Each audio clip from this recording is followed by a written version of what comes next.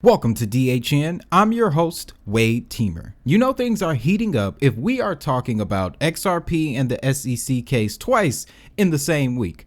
But folks, we have another contestant entering the ring, and this is huge. Big deal. Yes, this is a very big deal. What's going on? So let's start by recapping a bit in case you missed our last episode. The latest filings for summary judgment means that the judge now has to make a ruling based upon the current level of evidence provided. This is contingent upon, and shout out to MG for dropping this gem on me this morning, no further motions or evidence popping up that would undermine any truth being presented by both parties. Well, you see, that's the problem. Something is about to hit the surface, guys. Let's jump over to you today. Ripple calls out another transparent attempt to delay case on part of the SEC. The details are as follows. The SEC has stated that they will seek additional time for its opposition if other amicus briefs are presented to the court. These amicus briefs simply allow other parties that are not involved in the case but have relevant information to present what they have. The first to file was the Chamber of Digital Commerce, to which both the SEC and Ripple filed no opposition to their brief. That's going to make the information that they presented a part of the case. Now, additionally, the SEC then filed another motion that requested more time if further amicus briefs were presented.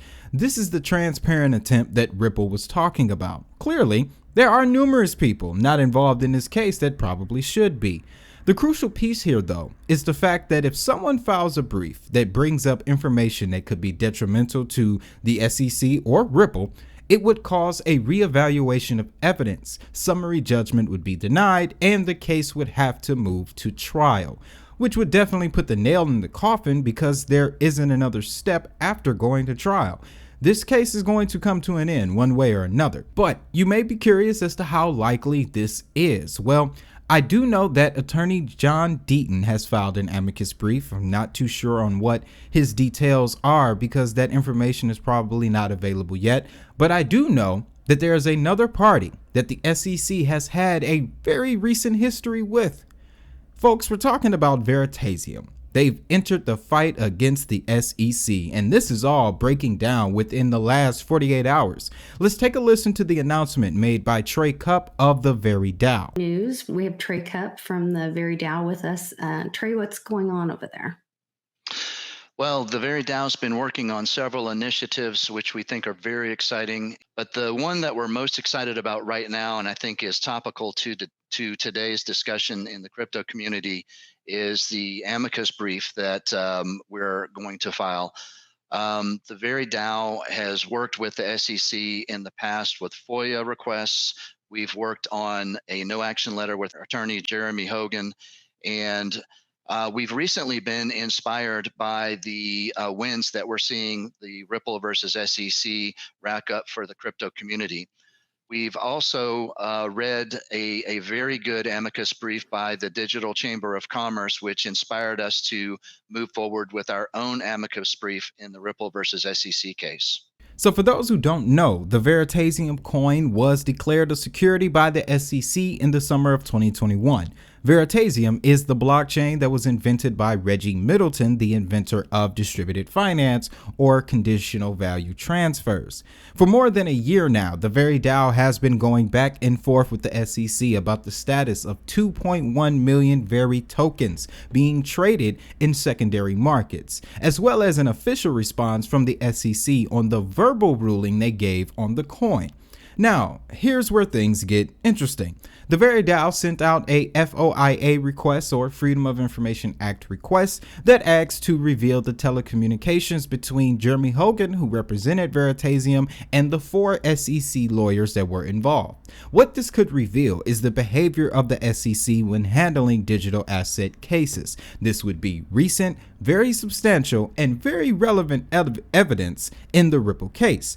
Now, the thing is, during the process with VERI, the SEC only gave that verbal decision in the form of a teleconference. Basically, they were on a Zoom call, guys. However, the SEC never made that same decision in a final judgment on the matter. When Veritasium requested an informal written decision, it was denied. And that's where the biggest problem is. If the amicus brief from VERI goes unopposed and those communications are revealed, it would be a blatant example of how the SEC doesn't know how to handle digital asset cases. And again, a summary judgment can only happen if there is no triable issue of material fact, meaning there is no evidence that would cause doubt against any of the current evidence. Well, I think that might throw a wrench or two in the SEC's argument of being fair and just. Think of it this way. If they oppose both briefs from Deaton and the VERI DAO, how is that going to look in court? Only time will tell, honestly, but I did find something else.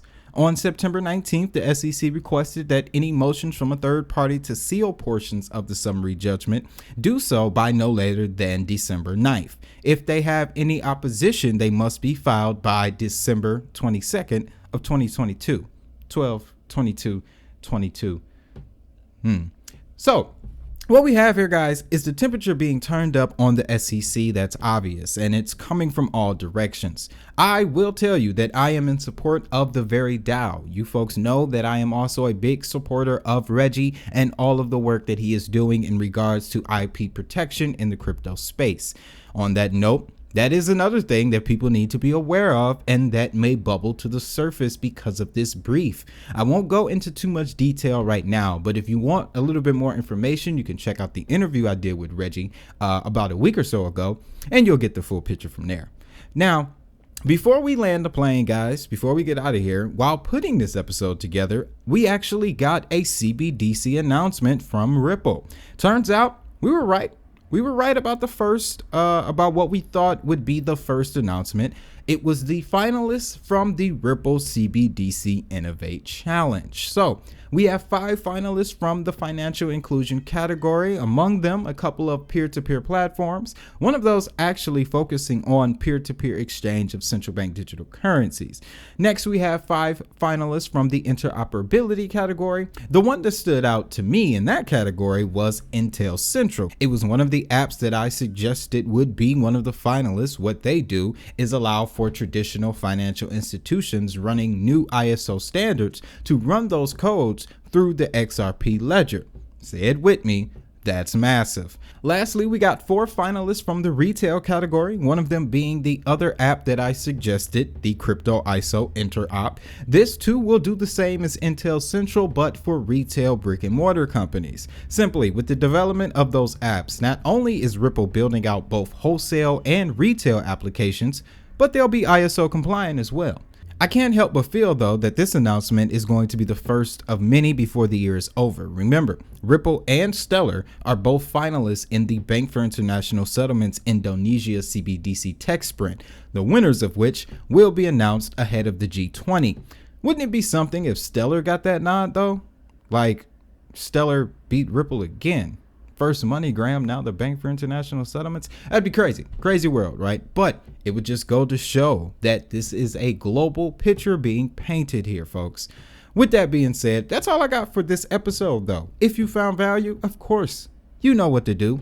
Like button, smash that. Comments and questions, leave those. And video shares shows that you cares. Also, our well overdue report on crypto adoption in Africa is finally posted, guys. Of course, with that level of information, it's only reserved for the diamond hustlers. Now, you can always use that join button under this video, or you can go to the video on the main page and it will also bring up the option to join as well.